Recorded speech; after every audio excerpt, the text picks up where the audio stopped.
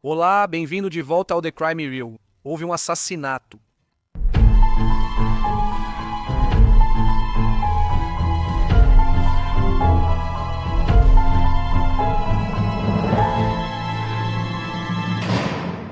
Esta semana, vamos analisar os muitos crimes de Peter Manuel, que também era conhecido como a Fera de Birkinshaw. Em 1923, um jovem casal chamado Samuel Manuel e Bridget Greenan se casou na Escócia.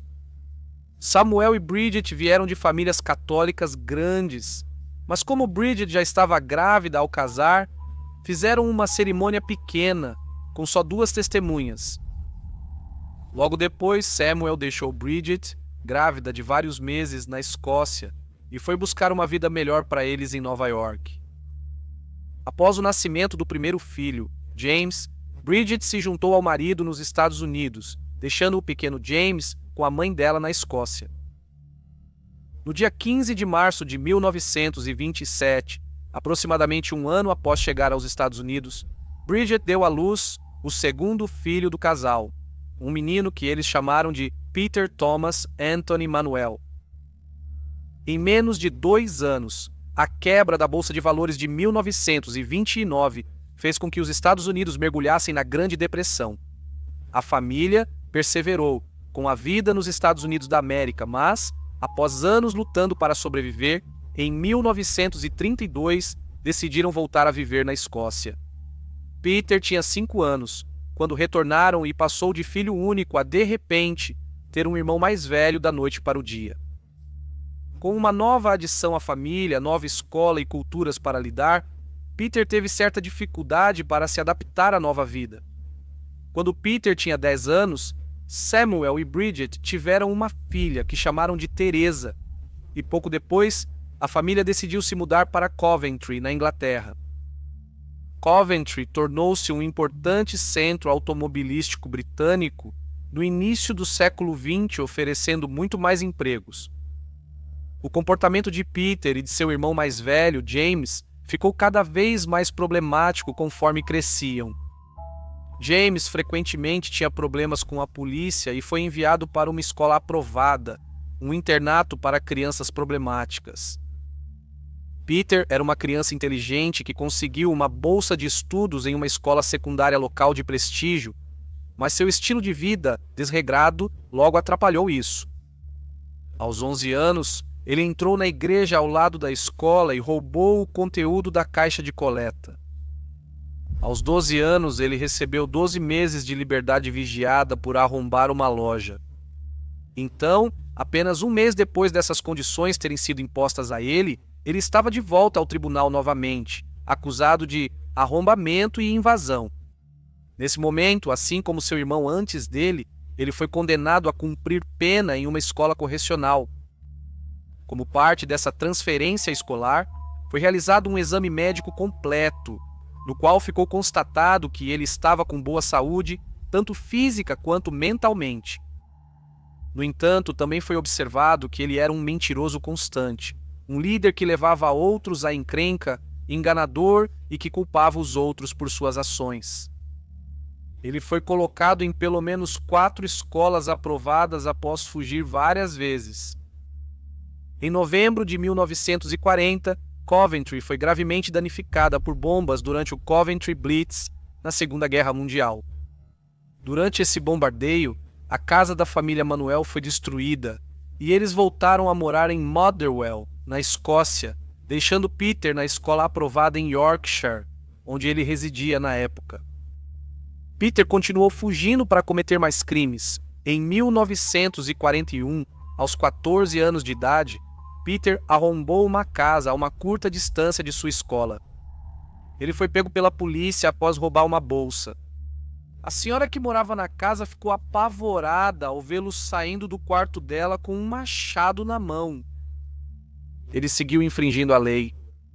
Quando tinha 15 anos, ele já havia sido acusado de mais 3 casos de invasão e arrombamento. Ele também foi acusado de lesão corporal dolosa durante um desses roubos, quando agrediu repetidamente uma mulher que estava dormindo em sua cama, causando-lhe hemorragia e uma concussão grave. Aos 15 anos, ele foi acusado de atentado ao pudor contra a esposa de um funcionário da escola. Ele a atingiu na cabeça com um grande pedaço de pau, arrastou-a para a floresta onde tentou violentá-la à força. Peter acabou sendo enviado para a Instituição Borstal de Rochester, uma instituição para jovens infratores. Aos 16 anos, após admitir roubo com violência, ele foi condenado a 2 anos lá. Durante o tempo em Borstal, ele enfrentou incidentes. Em 1944, ele foi atingido na testa por um pedaço de aço durante um ataque aéreo. Ele não ficou inconsciente por várias horas e continuou se sentindo muito atordoado por dias após o acidente. Mais tarde naquele ano, ele recebeu um forte choque elétrico em um acidente que tirou a vida de outras 3 pessoas. Novamente perdeu a consciência e teve queimaduras. Em 1945, aos 18 anos, Pedro foi libertado e mudou-se para Blackpool, onde trabalhou em uma barraca de parque de diversões. Isso não durou muito e logo ele voltou para a Escócia. Em menos de um ano, ele foi preso novamente, desta vez por arrombamento e furto, roubando um relógio da casa de alguém. Ele foi liberado sob fiança em 21 de fevereiro de 1946. Os crimes de Peter aumentaram. No dia 3 de março de 1946, ele atacou uma jovem mãe em uma trilha em Mount Vernon, Glasgow. Ele a espancou brutalmente antes de fugir. 4 dias depois, ele atacou e espancou uma enfermeira a 6 milhas do primeiro caso na Calder Road, em Bells Hill. Felizmente, um motociclista que passava interrompeu o ataque, mas Pedro conseguiu fugir. No dia seguinte, ele atacou uma mulher de 26 anos que desceu de um ônibus na Fullside Road, em Bothwell, e depois seguiu pela Ferry Road. Pedro a atacou por trás e repetidamente bateu a cabeça dela contra o chão. Depois, ele a levou à força para um aterro ferroviário isolado, onde a agrediu sexualmente e fugiu. A senhora conseguiu descrever Pedro. No dia seguinte ao ataque, ele foi preso e acusado. Ele também foi reconhecido pelas vítimas dos ataques anteriores. Apesar disso, ele foi acusado apenas pelo último dos 3 ataques. Em 21 de março de 1946, ele foi condenado a 12 meses de prisão por 15 acusações anteriores de arrombamento e, em seguida, foi condenado pelo ataque de 8 de março e recebeu um adicional de 8 anos de prisão. Se Peter tivesse sido acusado por todos os 3 ataques, talvez tivesse recebido uma sentença mais longa. Ele contestou que as acusações haviam sido forjadas pela polícia e que a polícia havia fabricado provas para condená-lo. Após 6 anos de sentença, ele foi libertado em outubro de 1952. Ele conseguiu um emprego na British Railways, onde trabalhou por cerca de 2 anos. Depois que veio à tona que ele havia estado na prisão, ele foi demitido do emprego e começou a trabalhar junto com o pai na usina de gás em East Kilbride. Pedro conheceu uma jovem chamada Anna O'Hara em 1954. Ele era bem visto pela família dela e tratava Anna muito bem. Em 20 de maio de 1955, eles ficaram noivos e marcaram o casamento para 30 de julho do mesmo ano.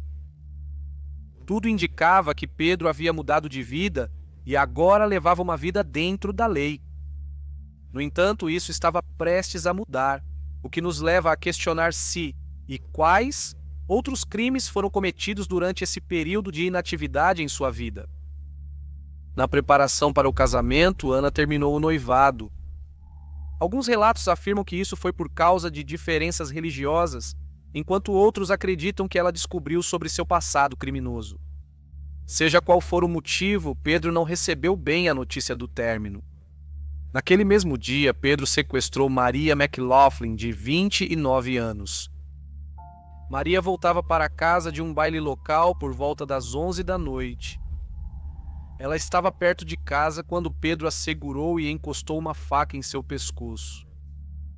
Ele então a fez pular uma cerca para um campo próximo, onde continuou a ameaçá-la e a agredi-la sexualmente. Eventualmente, ele a deixou ir. Maria foi à polícia e Pedro foi mais uma vez acusado. Depois de decidir se defender sozinho no tribunal, seu argumento foi que ele já conhecia Maria. Eles tiveram uma discussão e ele a agrediu, explicando assim o sangue em suas roupas.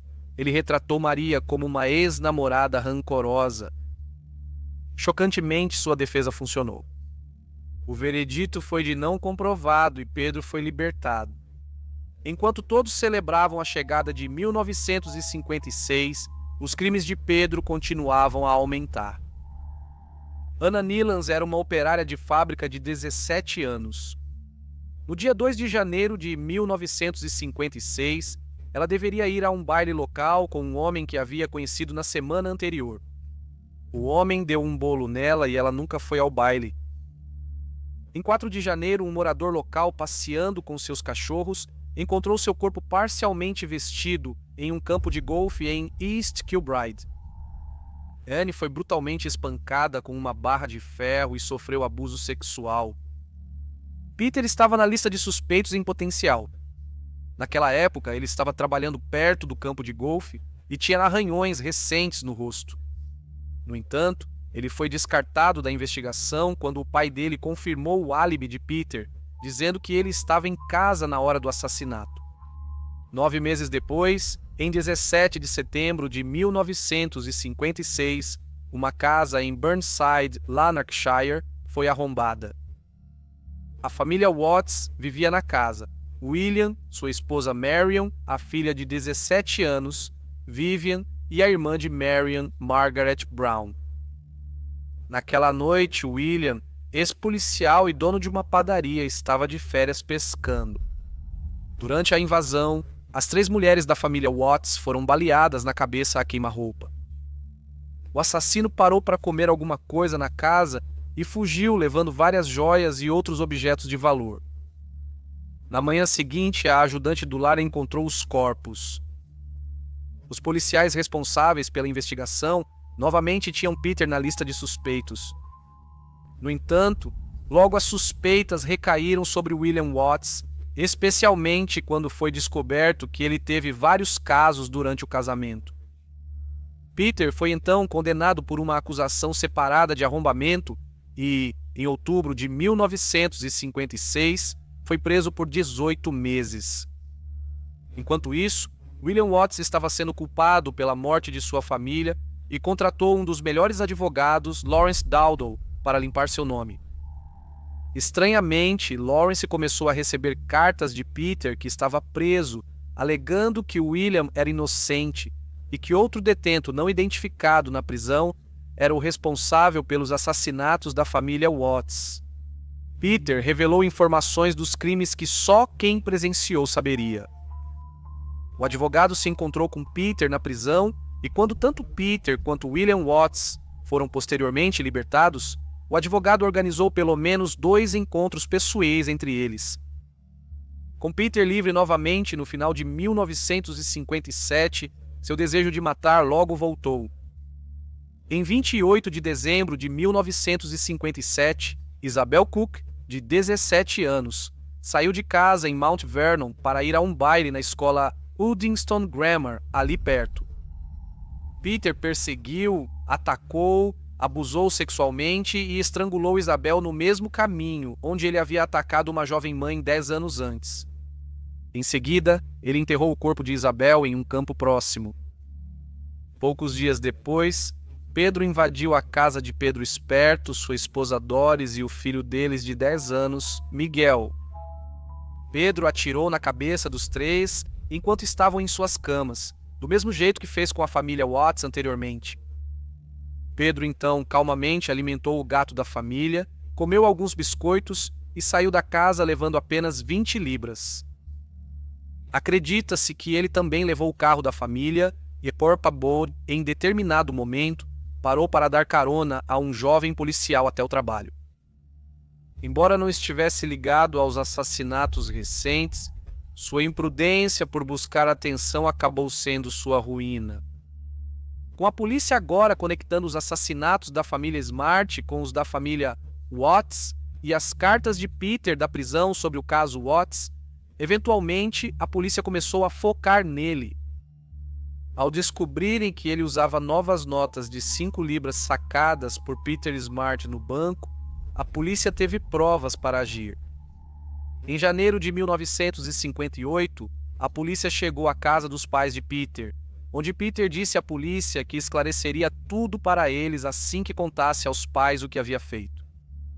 Ele então confessou os assassinatos de Anne Neilands, Marion Watts, Margaret Brown, Vivian Watts, Isabel Cook e Peter, Doris e Michael Smart. Após sua prisão, Peter levou os detetives até o local onde havia enterrado Isabel. Foi relatado que enquanto guiava os detetives até a cova rasa, ele afirmou calmamente: "Estou em cima dela agora." Ele também mostrou exatamente onde havia jogado suas armas no rio Clyde. As armas foram posteriormente recuperadas e incluídas como prova.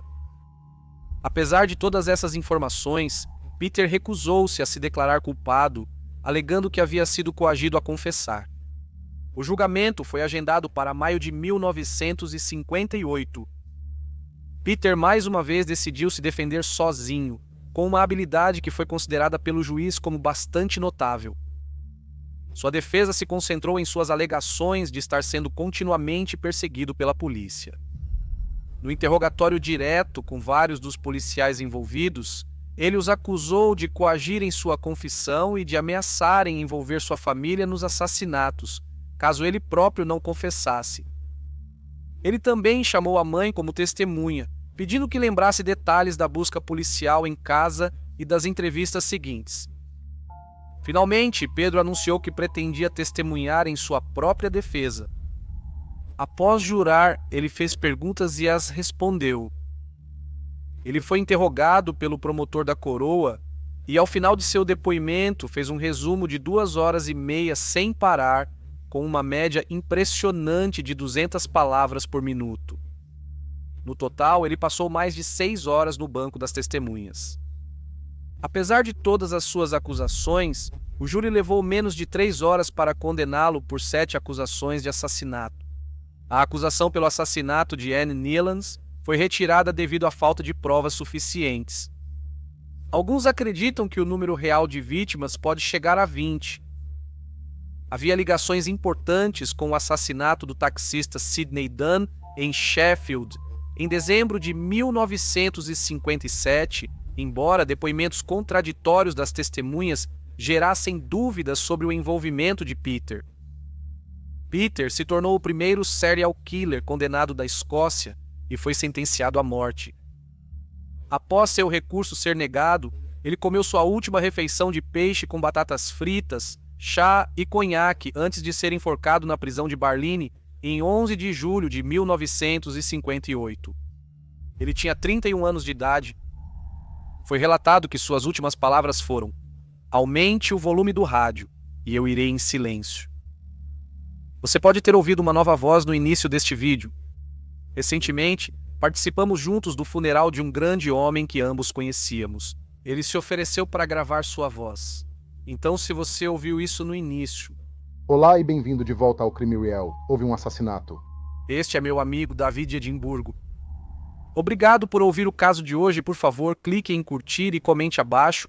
E se inscreva se você é novo no canal. Ok, agora é hora do crimezinho. É aqui que mostramos o pet dos nossos inscritos. Hoje temos a muito paciente Liz, do Texas, perto de Houston. Ela enviou essas fotos originalmente em abril de 2024. Liz enviou sua gatinha, Sopa. Sopa come comida dos pratos das pessoas, adora comer sopa de frango com macarrão e também toma conta da casa, dando tapas na Daisy, a Basset Hound, e irritando a Ribbon, a gata rajada. Obrigado por enviar as fotos, Liz.